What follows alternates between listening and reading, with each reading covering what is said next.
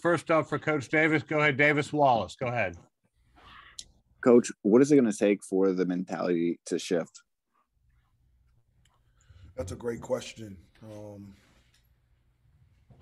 At this moment, I don't know. At times throughout the year, I feel like there has been a change in mentality and effort and in toughness. And then we have a game like this. And just very disappointed. Very disappointed in our fight, competitiveness, our effort. Just very disappointed. Ross Martin, go ahead. Hey, Coach Davis, I was hoping to ask RJ this as well, but I was wondering if you think you have the proper player leadership, and if so, or like who are kind of the players you think are stepping up and being a leader in moments like this in the games that you are down big in the first half? Well, that's, in order to be a good team, you have to have leadership. And there has to be somebody outside of me, outside of myself, outside of the coaching staff that has a voice in the locker room, that's amongst the players, that binds us together. I've never seen a good team absent of that. At this moment, we do not have any. And that's something that needs to change, that has to change, and must change. And my hope is that it will change. But at this moment, we do not have any. Why do you think that is? Why do you think halfway through the season you don't have a player leadership? That's a great question. I don't know. I don't know.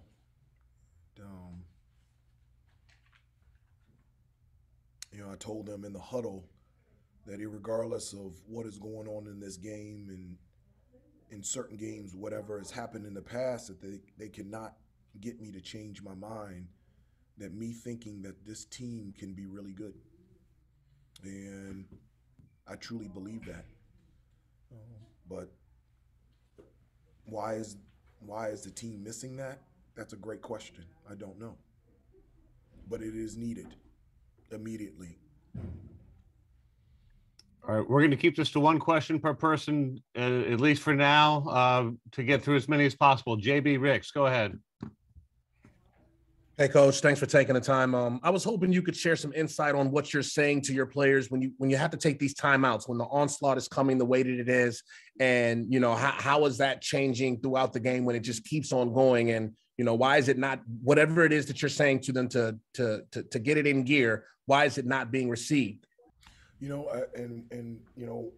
huddles, the things that I tell them is that there has to be a change.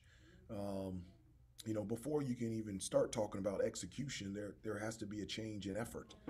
There has to be a change in competitiveness and want to. And I've always told them, and I told them tonight, that the game will change, but you have got to change. And I told them that there's no way out of this. That the only way that you have a chance to get out of it is that you're going to have to fight. Not physically fight, but competitiveness like a fight. And there's nowhere to go. You have to draw a line in the sand, and you have to say, I'm going to stand here. I'm not moving. And, in the second half, Miami only outscored us by 1, and we ended up scoring more points in the paint than Miami, but it was just too late. The effort in the first half was just not very good at all. Michael Coe.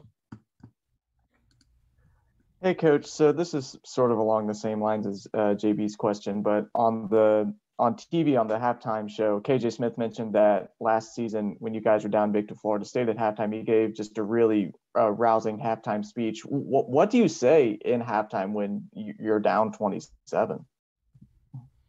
I say a number of things to try to draw something out of them that would, where they would respond in a positive way to help the team. And I say everything, just trying to light a spark inside of them to love this place, love this program, love this team, and I say everything, trying to light a spark inside of them. Thank you. Brendan Marks.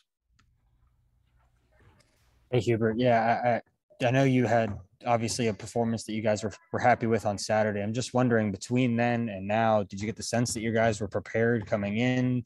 Or did you have a feeling that this might go this way, or did you think your guys were up to the task?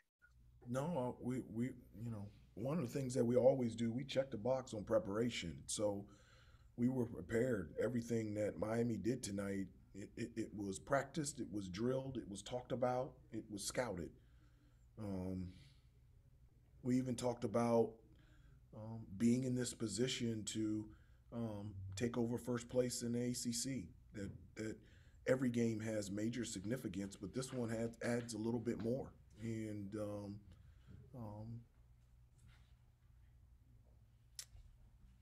we were prepared. We just didn't play, and that's the frustrating part.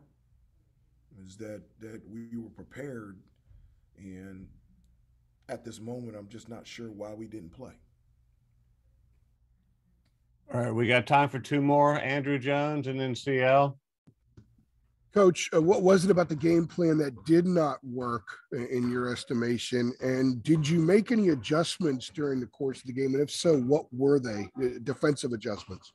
Well, one of the things that we wanted to do was, to keep them out of the paint. And, Miami has some dynamic guards, and they were able to get to the basket and really be able to get some shots in the paint. One of the things that we talked about is being in the gaps to stop them from their dribble drive, because they're really good at attacking the basket. And so in the first half, they were able to attack the basket extremely well.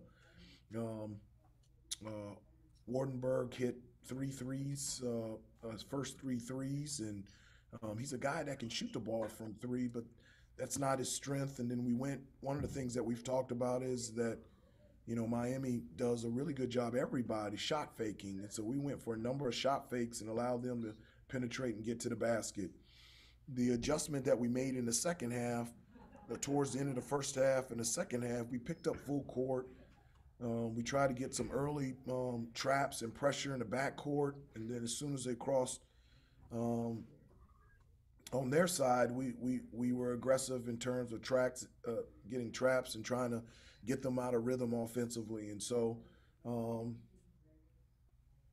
but it just didn't change anything in terms of the performance that we had in the first half. Thank you. All right, CL, go ahead. Last one, please. Hubert, this is just kind of an update situation. Is there any update on Anthony Harris? And if this game would have been like a one possession game, could Armando have come back in? Is there any update on his status after that? Well, I think Armando could have come back in. As of now, when he went to block Charlie Moore's shot, he came down on a combination on his elbow and in his hip bone. And so, as far as I know now, he'll be sore tomorrow, but it's nothing like an injury. And Ant was unavailable to play tonight, and he's a guy that is a really good on-ball defender. But as poorly as we played in the first half, I as good as Ant is on the ball, I don't think it would have made a difference. All right, thanks, Coach. Thank you, everybody. Thank you, Coach Davis.